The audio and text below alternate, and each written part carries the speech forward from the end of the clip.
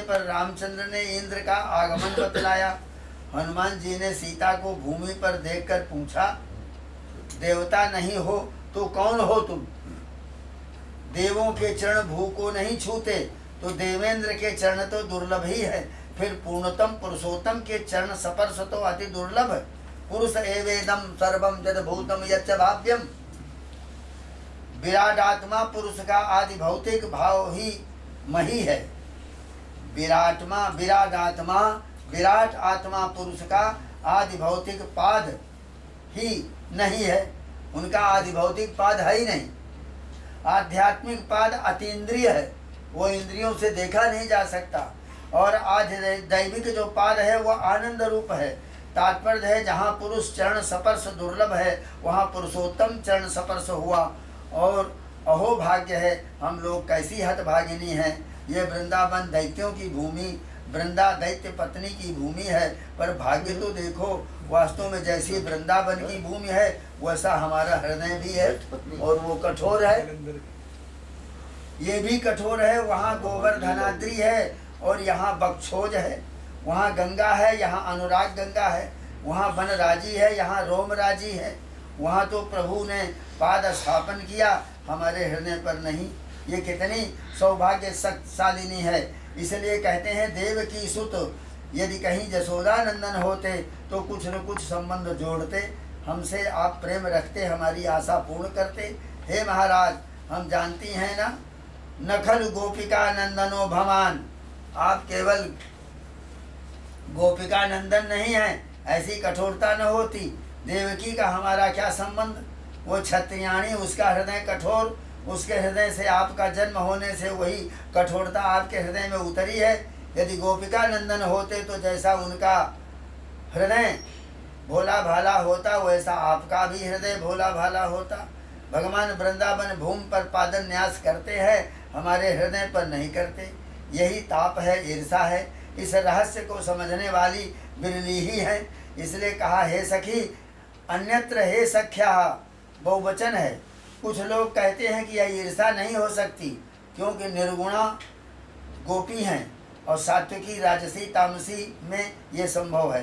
एक पक्ष ऐसा है तो वो निर्गुणा, पर इस रस की स्थिति ऐसी ही है कि निर्गुणा में भी रस का संचार होता है, अथवा दैन्य द्वारा सर्वत्र निर्गुणत्व का ही सूचन है। सखी, हमसे अधिक सौभाग्यशालिनी ये भूमि है।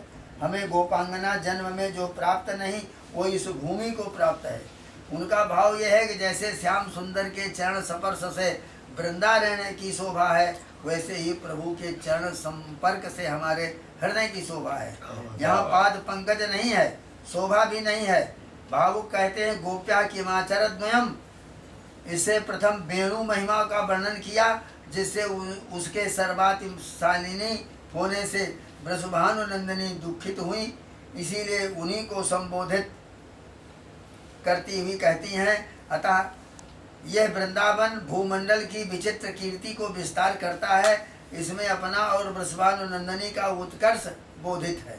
वृंदारण्य धाम तो केवल भूमि की कीर्ति का ही विस्तार कर रहा है, स्वयं उसका आनंद नहीं जानता, रस का अभिज्ञ नहीं है, अतएव भाग्यशाली नहीं है, केवल परोपकार ही परोपकार करता है। इसलिए इनका भाव ये है कि अस्मदादि स्वयं श्री ब्रजेंद्र नंदन श्याम सुंदर के अद्भुत अनुराग रस का आस्वादन करती हैं। वृंदावन ब्रजभूमि है, परस्पर उपकारियोपकारक भाव है। यहाँ इस वृंदावन से ब्रजभूमि की महिमा विस्तृत होती है और ब्रजभूमि से वृंदावन की लक्ष्मी प्राप्त होती है। जस्मात् ब्रजभुवः सकाशात् देवकी सुत पदाम्बुजाभ्याम लब्ध्वा लक्ष्यो जैन। प्रभु के मंगलमय श्री चरणारविंद की शोभा को उस भूमि के द्वारा वृंदावन ने प्राप्त किया है। भूमि जब आर्द्र अनुरागवती होती है तब इस पर भगवान के मंगलमय श्री चरणार चिन्ह अंकित होते हैं। इसलिए वृंदावन ने भी भूमि की कीर्ति को बढ़ाया। इस तरह परस्पर उपकार्योपकारक भाव है। देवकी सुत क्यों कहा, इस पर वल्लभाचार्य कहते हैं कि ये कहने वाली गोपांगना श्री नंद गेहिनी के गेह में ही रहने वाली पालित पोषित कन्या है। ऐसी स्थिति में नंद नंदन जसोदा नंदन श्री कृष्ण कहने में वो नंद पालित कन्या संबंध में अनौचित्य देखती है। इसीलिए कहा है देवकी सुत। अथवा सुना था गर्गाचार्य के मुख से प्रागयम वसुदेवस्य, उसे स्मरण कर कहा। अथवा नंदरानी का ही दूसरा नाम देवकी था। विष्णु पुराण में लिखा है कि द्वे नामनी नंद भारजाया जसोदा देवकीर्ति च। फिर भी विचार यह है कि देवकी सुत पदाम्बुज लक्ष्मी, देवकी सुत के दिव्य चरण से वृंदावन ने ऐसी शोभा पाई जैसे कमल शोभा पाते हैं, अर्थात फुल्ल पंकज की तरह वृंदावन की अद्भुत शोभा क्षणे क्षणे विकसित होती थी। कहा है कि सखी इसमें क्या आश्चर्य, श्याम सुंदर के मंगलमय श्री चरणारविंद व्यापी वैकुंठ में विराजते हैं, वैसे ही वृंदारण्य धाम में है। तो क्या आश्चर्य, व्यापी वैकुंठ में रहने वाला वृंदारण्य धाम भूमंडल में विराजता है। वास्तव में वो नेत्र गोलक है जिसे लोग नेत्र कहते हैं। नेत्र इंद्रिय इस गोलक के भीतर है, ऐसे ही वृंदावन धाम है। अतीन्द्रिय वृंदावन धाम जिस भूमि में रहता है उसे भी वृंदावन कहा जाता है। एवं सर्वोपलब्ध वृंदावन धाम नेत्र गोलक समान है और भावुक उपासना गम्य अतीन्द्रिय वृंदावन धाम है। यही उसकी अद्भुत महिमा है। सब इस भूमि पर वो प्रकट कैसे हैं, तो भक्ति से क्या नहीं होता। जहाँ भक्ति है वही प्रभु के चरणारविंद प्रकट होते हैं। जहाँ पाद पंकज है वही शोभा है, महिमा है। इसकी प्रतिष्ठा इसी से है। कहते हैं यहाँ तो श्री कृष्णचंद्र परमानंद कंद के चरण ही भक्ति रूप है। भक्ति मार्ग में चरण की ही प्रधानता है, इसलिए वृंदावन में चरण प्रतिष्ठित करके भक्ति की स्थापना की। चरण को अम्बुज की उपमा देते हैं। अम्बुज कोमल शीतल तापापनोदक है, वैसे ही भक्ति भी है, उसका वृंदा में स्थापन है। विशेष भक्ति स्त्रियों ही में दिखलाई है, इसलिए श्री वृषभानुनंदिनी में भक्ति की पराकाष्ठा है। एवं यहाँ के प्रसंग में हरिणी, गौ और मयूरी और पुलिंदी इनका वर्णन है। उनका हृदय अधिक कोमल है। कोमल हृदय भगवत वियोग गम्य तीव्र ताप से जल्दी द्रुत होता है। स्वभाव से ही कठिन पदार्थ ताप से द्रुत नहीं होता, इसलिए उनके हृदय में भगवत संबंध स्थापित हो तो हृदय द्रुत हो जाए। ऐसा होते ही वहाँ श्री प्रभु के पाद पंकज की स्थापना होती है। इस प्रकार वृंदारण्य धाम में चरण अंकित हो गए और चिन्ह अस्थायी भावापन्न हो गए। ये भावुकों की मान्यता है कि जहाँ जहाँ भगवान के श्री चरण पंकज हैं वहाँ वहाँ वृंदारण्य धाम है। व्यापी वैकुंठ धाम में श्री भगवान का प्राकट्य होता है, इसलिए कहा है कि सा भगवः कस्मिन् प्रतिष्ठितः स्वमहिम्नीति होवाचो। श्री भगवान अपने आप में ही प्रतिष्ठित हैं, सर्वाधार और अपने आप आधार एवं आधाराधेय दोनों एकात्मक हैं। अथवा ऐसा कहिए कि अव्यक्त के उपरिष्ठात सब तत्व की स्थिति है। यह विषय पीछे कहा जा चुका है। ये आया कि इस प्रकार वृंदावन ने लक्ष्मी पाई तथा च भक्ति और ज्ञान भी पाया। गोविंद वेणु मनुमत्त मयूर नृत्यम गोविंद गमाम इंद्र। प्रभु ने इंद्र का मान मर्दन किया। इंद्र ने कुपित होकर मूसलाधार वृष्टि के द्वारा गोकुल को बहा देने को मिटा देने की आज्ञा दिया, पर प्रभु ने 7 दिन तक गोवर्धन धारण करके गोकुल का संतरण किया। ये इंद्र को पता लगा, वो सुरभि के पीछे पीछे प्रार्थना करने आए। भाव ये है कि गोकुल के गौओं के रक्षण के लिए प्रभु का अवतार है, इसलिए इन पर कृपा है। आकर सुरभि ने कहा कि हम सब अपने ईश्वर इंद्र रूप से आपको अभिषेक करना चाहती हैं। प्रभु ने प्रार्थना स्वीकार की। सुरभि ने दुग्ध से अभिषेक किया, तब से गोविंद नाम प्रख्यात हुआ।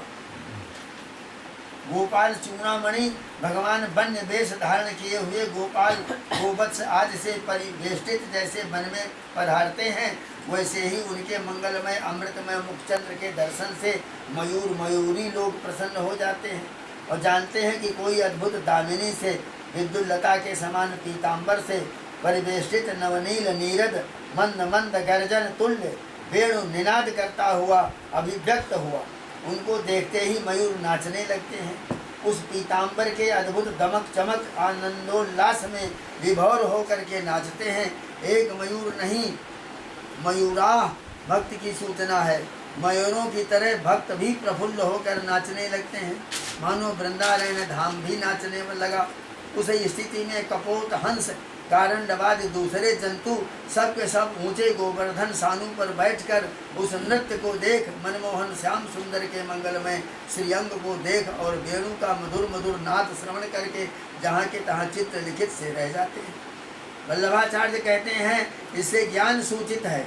सब ज्ञानी मयूर भक्त हैं, सो पशु पक्षी तथा सर्पादि तामस हैं। ज्ञान तो सात्विक है, तो इसीलिए वो सब गोवर्धन के उच्च शिखर पर निर्भय होकर बैठे हैं। ऊर्ध्वम गच्छन्ति सत्वस्था, जो सतोगुणी है वो ऊपर को ही जाते हैं। वृंदावन धाम ने ज्ञान भक्ति सबको प्राप्त कर लिया, इसीलिए वो धन्य है। सखी वृंदावनम सखी भुवो वितुनोति कीर्तिम। भावुक कहते हैं गोविंदस्य वेणुरेव मनु मोहन मंत्रा। गोपाल चूड़ामणि श्री कृष्णचंद्र परमानंद कंद का वेणुनाद ही मोहन मंत्र है। उसी से मत्त होकर मयूरों ने नृत्य आरंभ किया। उसको देखकर सब लोग अस्तंभ होकर के तल्लीन हो गए। कोई कहते हैं कि धर्म शास्त्रोपदेष्टा और जगह के मनु और कोई हो, यहाँ का मनु तो वेणु है। इसी के उपदेश से हम लोगों ने कुल शील रज्जा सबको तिलांजलि दे दिया। वेणु को सुनने पर यही हमारा जो है हमको शिक्षा देने वाला गुरु है। वो कहता है सब छोड़ो, केवल प्रभु के श्री चरणार बिंदु में मन लगाओ। इसीलिए कहा है संसार के सब प्रवाह दूसरी तरफ खींचते हैं, वेणु ध्वनि प्रवाह प्रभु की ओर खींचता है। वेणु में बेन राजा की कल्पना कही जा चुकी है। अदृशान्न परतान्य समस्त सत्वम अदृशानुषु अपरतानि सर्वाभ्य क्रियाभ्य उपरितानि अत्र समस्त सत्वानि। ऐसा ये वृंदावन धाम है। कुछ लोग कहते हैं कि मयूर पिछधारी प्रभु को देखकर जैसे अन्य समस्त प्राणी स्तब्ध हो गए, वैसे ही मयूर क्यों नहीं हुए, उसे नृत्य कैसे सूझी? तो कहते हैं मयूरों को श्री कृष्णचंद्र परमानंद कंद दामिनी परिवेष्टित मंद गर्जन करते हुए नव नील नीरद स्वरूप में ही प्रकट हुए।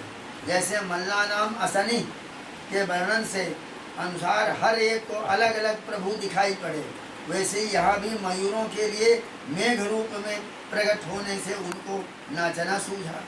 कोकिलाओं को सरस बसंत स्वरूप की प्रभु में स्फूर्ति हुई। मयूर पिछधारी श्री कृष्ण मयूर प्रिय हैं, उनको देखकर मयूर ने नाचना आरंभ किया। प्रार्थना की कि आप बजाओ और हम नाचें। कैसा सुंदर हृदय है, दृश्य कैसा है। मनमोहन श्याम सुंदर वेणुनाद करते हैं और मयूर नृत्य करते हैं। यही कहा वेणु मनु, वेणु में गायन भी और वादन भी और तदनुकूल नृत्य हो रहा है। सब खग मृगादि सब विवृंद दृष्टा श्रोता सब के सब स्तब्ध हैं। जिस प्रकार बजाने वाले वादक ने अगर ठीक बजाया तो उस पर प्रसन्न होकर इनाम दिया जाता है, वैसे ही मयूर ने भगवान के वादन पर प्रसन्न होकर पिच्छ दे दिया। प्रभु ने बड़े आदर के साथ उसको अपने मस्तक पर धारण किया। अथवा पहले तो मयूर ने दामिनी परिवेष्टित नवनील नीरद मान करके नृत्य आरंभ किया और उसके नृत्य को देखकर भगवान ने वेणु वादन आरंभ किया, तो पीछे भेद खुल गया। नवनील नीरद में नवनील नीरद जो मेघ है उसमें गंभीरता है, श्यामलता है, तापापनोदकता, मनोहारित्या इत्यादि गुण हैं, वो तो सब प्रभु में है। पर सखी वो नीरद, ये अमृत, वो जलद और यहाँ प्रेमानंद की वर्षा, प्राकृत दामिनी से अनंत कोटि गुणित दीप्त संपन्न पीतांबर और वेणुवादन की अद्भुत मनोहारिता है। प्राकृत नीरदों से जब उसे विशेष अतिशयता का अनुभव होता तब मयूर भी स्तब्ध हो जाते हैं। इस पक्ष में मयूरेभ्य अन्यानि ऐसा अर्थ है। और अन्य रजस तमसी अवरत उपरत हैं, यानी रज और तम जिसमें है वो समस्त सत्व जिसमें रज और तम को सामत्तेन निवृत्त कर दिया है, ऐसा पूर्ण रूप से विकसित सत्व वहाँ पर है। ऐसा वृंदावन धाम वृंदावन, तो वृंदावनम सखी भुवो वितुनोति कीर्तिम, कहते हैं गोपाल चूड़ामणि श्री कृष्णचंद्र परमानंद कंद के वेणुनाद के अनंतर जो मत्त मयूरों का नृत्य उससे प्रेक्ष जो अद्रिसानु उस पर सर्व प्राणी स्तब्ध हो गए। अर्थात प्रेक्षा मरहंती ते प्रेक्षा, गोवर्धन के शिखर तो यूं ही मनोहर थे, फिर प्रभु के सानिध्य को प्राप्त होकर बड़े सुहावने बने थे। उनकी शोभा लोकोत्तर बड़ी बड़ी थी। उस अवसर विशेष में प्रेक्ष हुए जब इंद्र की पूजा रोकने पर गोवर्धन को पूजा कराई, सब भोग शैलोष ने कहते हुए स्वयं लिया। इसलिए कहा है कि नूतन जलधर रुचरे गोप बधूटी दुकूल चौरायो, तस्मै कृष्णाय नमः संसार मही रुहस्थ दी जाए। भगवान श्री कृष्ण परमानंद कंद की लीलाएं अद्भुत अलौकिक हैं। भावुकों को तो परमानंद रसात्मिका लीलाएं आत्मरूप ही बना देती हैं, परंतु अविवेकी कुतार्किकों के वे व्यामोह में भी छोड़ देती हैं। राम देख सुन चरित तुम्हारे, जड़ मोह ही बुध हो ही सुखारे। जो जड़ है वो तो मोह में फंस जाते हैं, और जो पढ़े लिखे बुद्ध हैं वो सुखी हो जाते हैं। जड़ ही क्यों, भगवान की दुर्गम सुगम मंगलमयी सगुण लीलाएं मुनियों को भी कभी कभी मोहित कर देती हैं। तभी तो महानुभावों ने कहा है, निर्गुण रूप सुलभ अति सगुण न जाने कोय, सुगम अगम नाना चरितो सुनि मुनि मन भ्रम होय। मुनियों के भी मन में भ्रम होता है। तो नवनीत चौर्य चीर हरण रास रस ये सब लीलाएं हैं जिन पर अनेक शंकाएं की जाती हैं। प्राणियों के कल्याणार्थ महानुभाव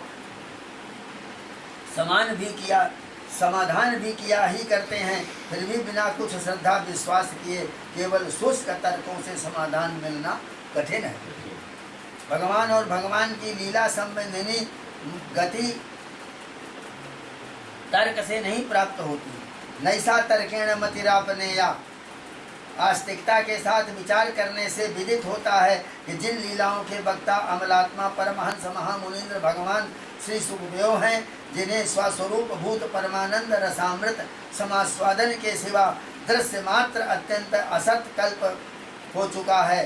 श्रोता राजर्षि परीक्षित हैं, साम्राज्य सिंहासन त्याग कर गंगा तट पर निर्जल व्रत धारण किए हुए कुशासन पर बैठे हुए हैं और आत्म कल्याण के लिए व्यग्र है, जिनके जीवन की अवधि कुल 7 ही दिन की है।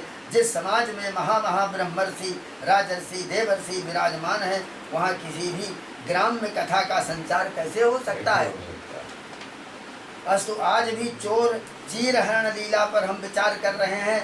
श्रीमद् भागवत के 10वें स्कंद के 22वें अध्याय में चीर हरण लीला का प्रसंग है। उसके पहले अध्याय में गोपांगनाओं की भगवत क्रीड़ा में परम आसक्ति कही गई है।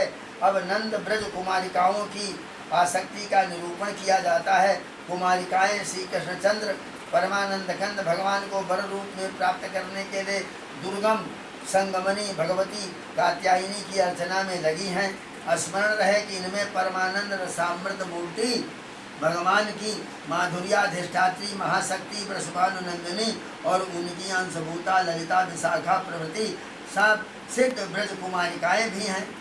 उनकी साधना रस विशेष के पोषण में, लीला विशेष के विकासार्थ ही, परंतु साधन सिद्धाओं की साधना तो ठीक श्री कृष्ण प्राप्ति योग्यता सिद्धार्थ है। युवती ब्रजांगनाएं इन कुमारिकाओं से भिन्न है। उनमें भी अनन्य पूर्विका हैं और कुछ अन्य पूर्विका हैं, जो पहले थी जो पहले नहीं थी। ये भेद है। इन कुमारिकाओं में भी आगे चल करके अनन्य पूर्विका का भेद तो है, परंतु वस्तुतः श्री कृष्ण संबंधी सभी ब्रज युवती जन अनन्य पूर्विका ही थी। रस विशेष विकास के लिए उनमें अन्य पूर्विकात्व की कल्पना की गई। महानुभावों ने इनका भेद इस तरह कहा है कि पहले नित्य सिद्धा और सिद्धा 2 प्रकार की गोपांगनाएं हैं। नित्य सिद्धा श्री कृष्ण के साथ ही अवतीर्ण होती हैं और बहुत उपासनाओं और मनोरथों द्वारा श्री कृष्ण प्रसाद से सिद्ध होने वाली सिद्धा कही गई। और नित्य सिद्धाओं में भी ऊढ़ा विवाहिता और अनूढ़ा कन्या 2 भेद हैं। और ऊढ़ा भी अपने पति की संबंधिनी कभी नहीं होती, किंतु केवल पति की ममता मात्र के भाजन में है। न जातु ब्रज देवी नाम पदवी सह संगमः, ब्रज देवी नाम पदवी सह संगमः नहीं। ब्रजांगनाओं को अपने पतियों के साथ कभी संग हुआ ही नहीं। ब्रज देवियों का कभी अपने पतियों से समागम नहीं हुआ। भगवान की अचिंत शक्ति योग माया से उनके पतियों को मायामयी अन्य ही सेवा में उपस्थिति मिलती है। अतएव रास क्रीड़ा अवसर में जब ब्रजांगनाएं श्रीमद वृंदारण्य धाम में थी, तब भी सभी गोपों ने अपनी अपनी दाराओं को अपने अपने पास ही पाया। मन्य माना स्वपार संस्थान स्वान स्वान दारान ब्रजो कसा। अनूढ़ा कन्या की ही अनूढ़ा कन्या ही थी। अनूढ़ा जो है विवाहित नहीं थी। श्री कृष्ण की इच्छा अनुसार नित्य सिद्धाओं में भी ऊढ़ा जो थी वो विवाहिता हुई और उसका परम प्रयोजन दुर्लभता की प्रतीति होना ही था। शास्त्रों का मत है कि नायिका नायक में परस्पर सम्मिलन की जितनी दुर्लभता है उतनी ही अधिक रसाभिव्यक्ति होती है। जहाँ माता पिता गुरुजनों शास्त्रों का अत्यंत निषेध हो, जहाँ अत्यंत दुर्लभता हो, वहीं उत्कट प्रीति होती है।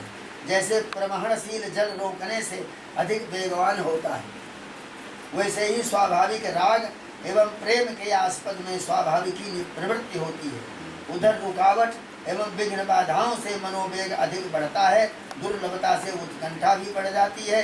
इसलिए परकीया रति श्रेष्ठ समझी जाती है। दूसरी स्त्री में श्रेष्ठ रति प्रेम होता है। यत निषेध विशेषा या च मिथो दुर्लभता तत्रैवा संयते चेतः। जहाँ पर निषेध हो, जो वस्तु में जाने के मनन किया गया हो, उसी में ज़्यादा प्रेम होता है। फिर भी परकीया रति घोर नरक का मूल है, अतः शास्त्रों ने उसकी घोर निंदा की है। परंतु सर्वांतरात्मा सर्वेश्वर सर्वपति भगवान के संबंध से समस्त दूषण भी भूषण ही हो जाते हैं। इसीलिए यहीं पर परकीया रति का वास्तविक सदुपयोग होता है। जैसे यहाँ महाकामिनी तन्मय होकर दुर्लभ जार उपपति का चिंतन करती है, वैसे यदि किसी जीवात्मा का मन पूर्णतम पुरुषोत्तम भगवान का चिंतन करे तो उसका अहोभाग्य है। जैसे कोई महाकामुक अति दुर्लभ अपनी प्रेयसी कामिनी के सम्मिलन की लालसा में व्यग्र हो, परमानंद रसात्मक भगवान जिन ब्रजांगनाओं के चिंतन में ऐसे व्यग्र हों, उन ब्रजांगनाओं के महाभाग्यों का कौन वर्णन करे। नेष्टा जदंगिनी रसे कभी भी परोढ़ा तद गोकुलम्बुजदृशं कुलमंतरेण।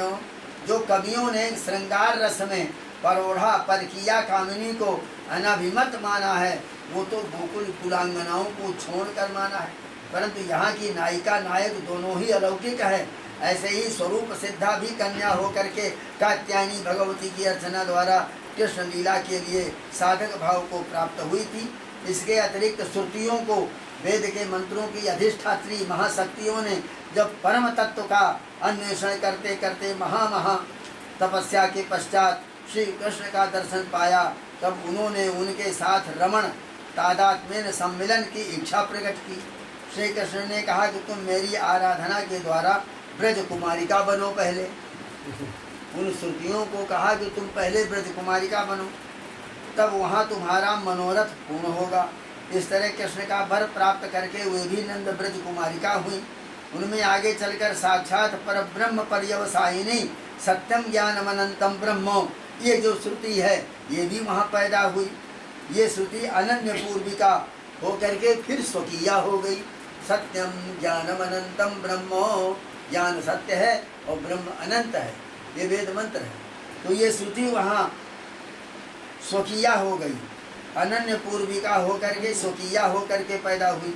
एवं कर्मकांड या अन्यान्य देवता तत्व पर्यवसायिनी श्रुतियाँ वो सब परकियाँ हो गई। और जो कर्मकांड के लिए 80,000 वेद मंत्र हैं वो सब के सब परकिया हो गई। पर दूसरे की स्त्री जो हो गई वो कर्मकांड है।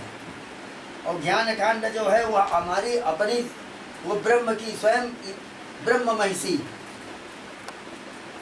सर्वे वेदा जट पद मामनंती, जिस पद के लिए सारे वेद जो हैं वर्णन करते हैं। वेदैश्च सर्वैरहमेव वेद्यः, सारे वेदों के द्वारा मैं ही जानने और समझने योग्य हूँ।